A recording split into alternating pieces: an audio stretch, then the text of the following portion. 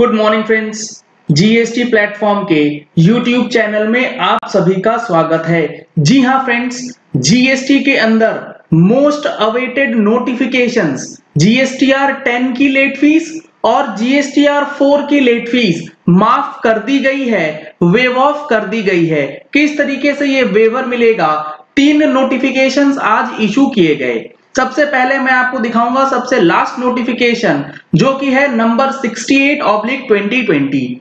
ये कहता है कि in exercise of the powers conferred by section 128 of the CGST Act, the GST Council hereby waives the amount of late fee payable under section 47, जिसके अंदर GST return नहीं file करने से, late file करने से आपको फीस जमा करनी होती है, उसके अंदर which is in excess of 250 rupees for the registered persons who fail to furnish the return in form GSTR 10 by the due date but furnishes the said return between period 22nd September to 31st December 2020।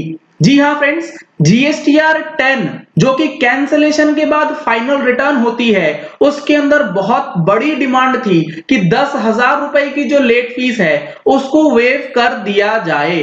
तो आज notification 68 ला करके उसे wave of कर दिया गया है in excess of 250 rupees, यानी कि 500 मैक्सिमम आपको लेट फीस अब देनी होगी अगर आप अपनी जीएसटीआर 10 ड्यू डेट तक फाइल नहीं कर पाए थे। ड्यू डेट क्या होती है उसके लिए? ड्यू डेट होती है जिस दिन कैंसिलेशन ऑर्डर आ गया उसके 90 डेज के अंदर, लेकिन आपने नहीं किया तो कल से लेके 31 दिसंबर 2020 तक का टाइम आपके पास है। आप इन 3 महीने के अंदर, अक्टूबर, नवंबर, दिसंबर में और 8 दिन है सितंबर महीने का, इनके अंदर अगर फाइलिंग कर लेते हैं 500 रुपए में आपका जीएसटीआर 10 जो है वो फाइल हो जाएगा। पहला हो गया जीएसटीआर 10 नोटिफिकेशन 68 के हवाले से। दूसरा नोटिफिकेशन है नोटिफिकेशन नंबर 67। यह कहता है in exercise of the powers conferred by section 128 of the CGST Act 2017, the government on the recommendation of the council hereby makes the following further amendment in notification 73। Notification 73 किस चीज की बात करता है? Notification 73 GSTR 4 के अंदर जो late fees लगाई जाती है उसके बारे में कहता है। अब इस नोटिफिकेशन में एक प्रोविजो इंसर्ट किया गया। प्रोविजो क्या कह रहा है? प्रोविजो कहता है provided also that the late fee payable under section 47 of the said act shall stand waived which is in excess of 250 rupees and shall stand fully waived where the total amount of CGST payable in the said return is nil for the registered persons who failed to furnish the return in GSTR 4 for quarters July 17 to March 20 by the due date but furnishes the said return between 22nd December to 31st October 2020। जी हाँ friends, composition tax payer वालों की बहुत लंबी चौड़ी ये demand थी कि GSTR 3B की लेट फीस माफ कर दी गई, जीएसटीआर 1 की लेट फीस माफ कर दी गई है, तो हमारे लिए जो जीएसटीआर 4 की फाइलिंग है उसकी लेट फीस क्यों नहीं माफ की जा रही है? तो अब वो वेवर आ चुका है 1 जुलाई 2017 से लेके 31 मार्च 2020, यानी कि 17-18, 18-19 और 19-20 इन 3 सालों की जो आपकी जीएसटीआर 4 जानी है उसके अंदर जो क्वार्टरली जीएसटीआर 4 है उसमें जो लेट फीस आपको लग रही थी अब नहीं लगेगी अगर आपकी टैक्स लाइबिलिटी निल है। अगर टैक्स लाइबिलिटी बनती है तो वो 500 रुपीज मैक्सिमम आपको लगेगी अगर 31 अक्टूबर 2020 तक आप अपनी फाइलिंग कर देते हैं। तो ये 2 बड़े वेवर लेट फीस की जीएसटीआर 4 और जीएसटीआर 10 से रिलेटेड नोटिफिकेशन 67 और 68 के अंदर दे दिए गए हैं।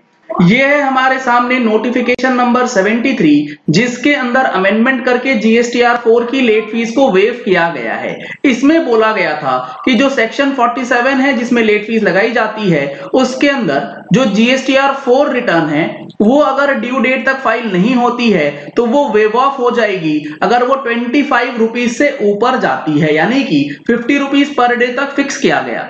उसके बाद यहां पर एक प्रोविजन डाला गया था, provided where that the total amount payable in lieu of central tax in the said return is nil, the amount of late fee payable under section 47 by the registered person for failure to furnish the said return by the due date shall stand waived to the extent which is in excess of 10 rupees। यानी कि ये हुआ बात, अगर नील return है तो 10-10 रुपए की लेट फीस लगेगी, अगर नील नहीं है तो 50 रुपए की लगेगी। लेकिन अब जो ये सेकंड प्रोविजन इंसर्ट किया गया है 31 अक्टूबर 2020 तक आपके ऊपर ये दो प्रोविजंस नहीं लगेंगे। अभी जो फिलहाल लगेंगे 31 अक्टूबर तक, अगर आपकी रिटर्न नील है तो कोई भी लाइबिलिटी नहीं है तो कोई लेट फीस नहीं, अगर आपकी लाइबिलिटी है तो 500 रुपए मैक्सिमम लगेगी, वो 500 रुपए से ऊपर जो है वो किसी भी हालत में नहीं जाएगी।